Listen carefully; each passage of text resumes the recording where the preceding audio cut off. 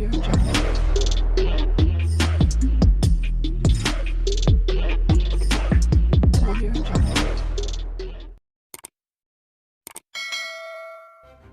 kasih kerana memilih channel ini. Sebelum kita mulakan video ini, sila pertimbangkan untuk menekan butang like, share dan subscribe dan aktifkan butang lonceng anda agar anda sentiasa mendapat info-info percuma pada setiap hari dari channel kami. Dan tinggalkan komen anda kerana komen anda amatlah dihargai.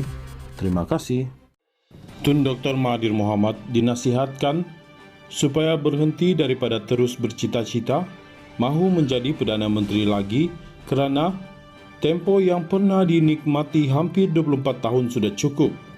Bekas Perdana Menteri itu perlu keluar daripada dunianya sendiri jika beliau mahu Malaysia berada pada kedudukan lebih baik dari aspek kestabilan politik, ekonomi dan sosial pada masa depan. Pemerhati politik Dr. Jennery Amir berkata, lagipun Malaysia tidak pernah ketandusan pemimpin-pemimpin yang berwibawa dan berkemampuan untuk mengemudi negara ini.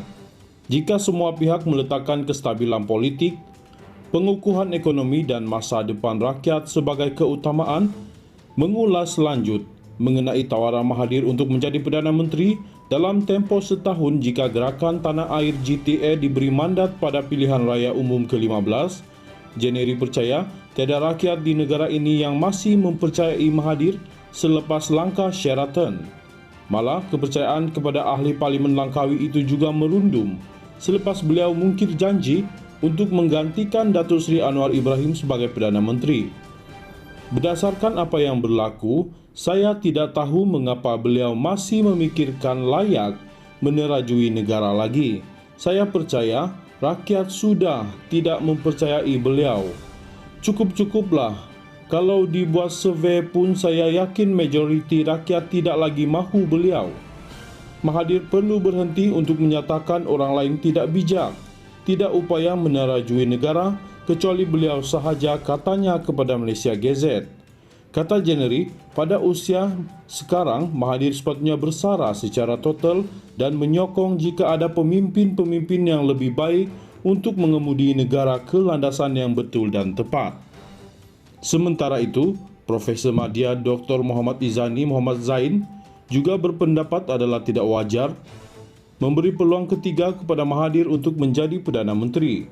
Namun beliau percaya kenyataan itu dibuat oleh Mahathir kerana bekas Perdana Menteri itu mahu mendapatkan reaksi daripada pelbagai pihak negara ini perlu dikemudi oleh individu yang sihat dan bukan lagi orang lama. Saya tak fikir kalau beliau naik. Ia adalah satu situasi politik yang sihat. Malaysia ini dinamik, macamlah tiada muka orang lain. Politik Malaysia kena berubahlah.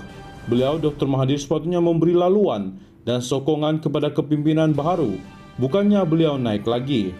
Beliau sepatutnya kena terimalah kepimpinan baharu di negara ini, ujarnya sambil menyifatkan. Jika Mahathir masih diberi mandat, seolah-olah ada sesuatu yang tidak kena. Bagaimanapun Muhammad Izzani tidak nampak GTA yang digerakkan oleh gabungan pertubuhan bukan kerajaan NGO dan golongan profesional akan menang dalam PRU nanti. Tetapi ia mungkin menjadi kenyataan jika GTA mengadakan kerjasama sekaligus bergabung dengan Pakatan Harapan PH untuk menang pilihan raya umum ke-15 kelak.